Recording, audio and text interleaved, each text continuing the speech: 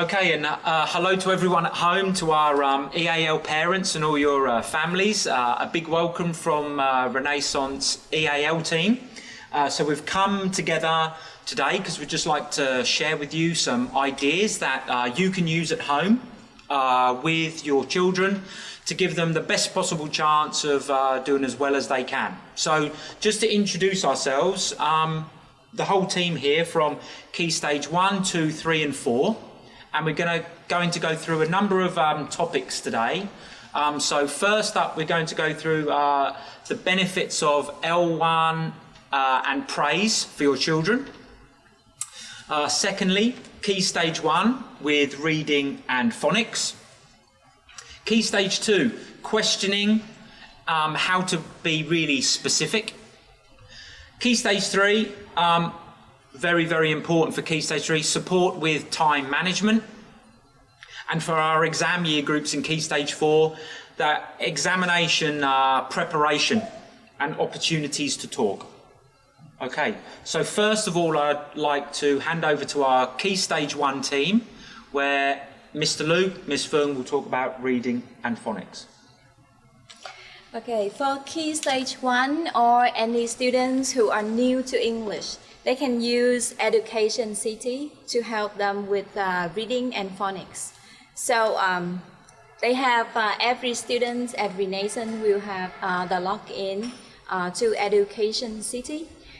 They can use letters and sounds to help them to read single letters and how to plan them together by using different faces. Once they open the website, they will see it clearly.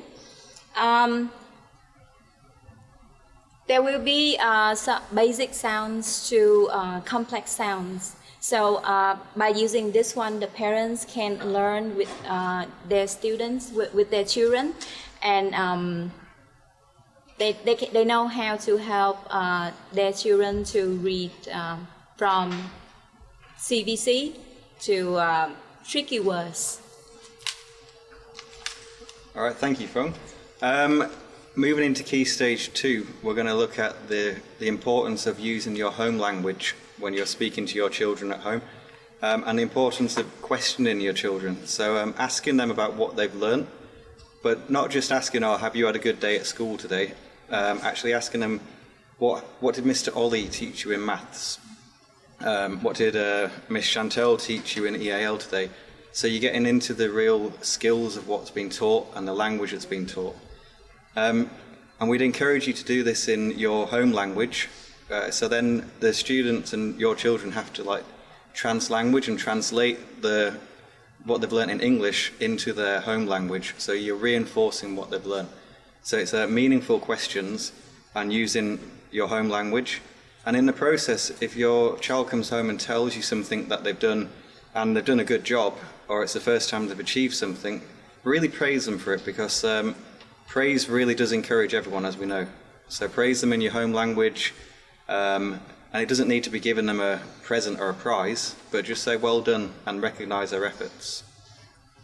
For Key Stage 3, I would say one thing that parents can help their child is to help them with time management.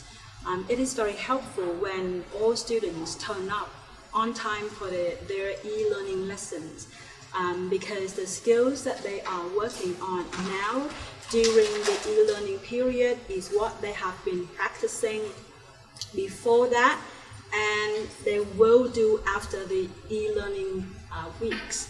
Really, that is the ongoing skills. So it is very important and very helpful if parents can help students to manage their time, to arrange their time, to go to lesson on time, to attend together with everybody when the lesson is going on.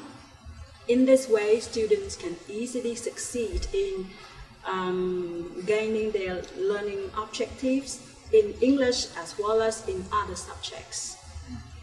Thank you. So for Key Stage 4, it's relevant to what all of the teachers have said about all key stages. As Mr. Luke was saying, praise we often forget about praise for older students, but it is really important. You know, if the kids have done their work online and been online with a teacher, it is really important to still praise your students when they're in year 10 and 11. The use of mother tongue in higher levels is also very important, not only in the development of English, but in all content areas, in science and maths, because research has shown that strong mother tongue for knowledge areas like that is very helpful for bilingual learners. A few things specific to exam students is we know that students really want to download and parents do a whole bunch of past papers to help students prepare for exams. But in the case of your English exam, really proficiency and how well you can use your English is more important than doing past papers. And the last thing, especially in this time where we are doing e-learning, is, you know, part of your exam is speaking. It's a speaking percentage. So it's important for you to seek opportunities and find opportunities with your children and students with your peers to practice speaking English outside of the classroom. So those would be my top tips for Key Stage 4. Okay, thank you very much. Now, one thing that I would like to share with all of the families, obviously, because you've been away, sometimes you might start to feel a little bit isolated or not quite understanding what's happening, starting to feel a little bit disconnected with us. We are available here all of the time during school hours. You can email us. Even if you email us outside of office hours, as soon as we come back to work the following day, we will then be in contact with you. So please, please, please don't feel you're out there and you cannot get in touch. Send us an email. Keep encouraging your children to make links when we've sent links out to let us all know that they're engaged and part of it, and then we can keep supporting you in that way. Okay, is there a final word from any one of the team? I suppose we're all looking forward to you guys coming back in the near future, and keep up with your work. We know it's hard at home and it's difficult to maybe work all day, so just split your time up, like Miss Trang said, into measurable chunks of time and give yourself time off and enjoy your time at home as well as studying. Your support so far is really much appreciated. Thank you for your support. Yes, thank you.